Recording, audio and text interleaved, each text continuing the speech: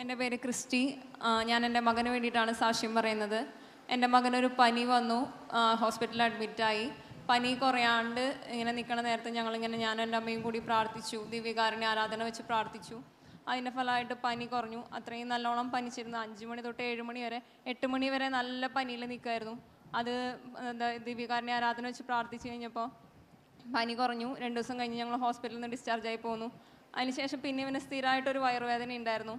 ആ വയറുവേദന എന്താണെന്ന് അറിയാനായിട്ട് ഞങ്ങൾ എല്ലാ ടെസ്റ്റുകളും നടത്തി. ടെസ്റ്റ് ചെയ്തപ്പോൾ മലത്തിൽ ബ്ലഡിൻ്റെ കണ്ടൻറ്റ് കൂടുതലാണെന്ന് പറഞ്ഞു. അപ്പോൾ ഞങ്ങൾ ഡോക്ടറെ കാണിച്ചപ്പോൾ ഗ്യാസ്ട്രോനെ കാണാൻ പറഞ്ഞു. അപ്പോൾ ഗ്യാസ്ട്രോ ഡോക്ടർ പറഞ്ഞു എൻഡോസ്കോപ്പി ചെയ്യണം. അപ്പോൾ പീഡിയാട്രിക് ഗ്യാസ്ട്രോനെ കാണാൻ പറഞ്ഞു. അങ്ങനെ ഞങ്ങൾ ഡോക്ടറെ കണ്ടു. അപ്പോൾ അവർ പറഞ്ഞു എൻഡോസ്കോപ്പി ചെയ്യണം, കൊളോണോസ്കോപ്പി ചെയ്യണം എന്ന് പറഞ്ഞു. അപ്പോൾ ഞങ്ങളത് ചെയ്തു. ചെയ്യണേ മുന്നേ ഇങ്ങനെ പ്രാർത്ഥിച്ചു. ഞങ്ങളിങ്ങനെ ജപമാല, ഞായറാഴ്ച ദിവസമുള്ള ജപമാലയിൽ പങ്കെടുക്കാമെന്ന് ഇങ്ങനെ പ്രാർത്ഥിച്ചു. അപ്പോൾ ഇവിടെ വന്നിട്ട് ഞായറാഴ്ച ദിവസം ജപമാലയിൽ പങ്കെടുത്തു. അച്ഛൻ ഇവനൊരു വെള്ളം കൊടുത്തിരുന്നു ശുശ്രൂഷ കഴിഞ്ഞതിന് ശേഷം. അത് കുടിച്ചതിന് ശേഷം ഞങ്ങളിങ്ങനെ ബയോപ്സിക്കും എൻഡോസ്കോപ്പി ചെയ്യാൻ പോയി. എൻഡോസ്കോപ്പി ചെയ്തു. അതിന് ശേഷം അത് ബയോപ്സിക്ക് അയച്ചു. യാതൊരു കുഴപ്പമുണ്ടായില്ല.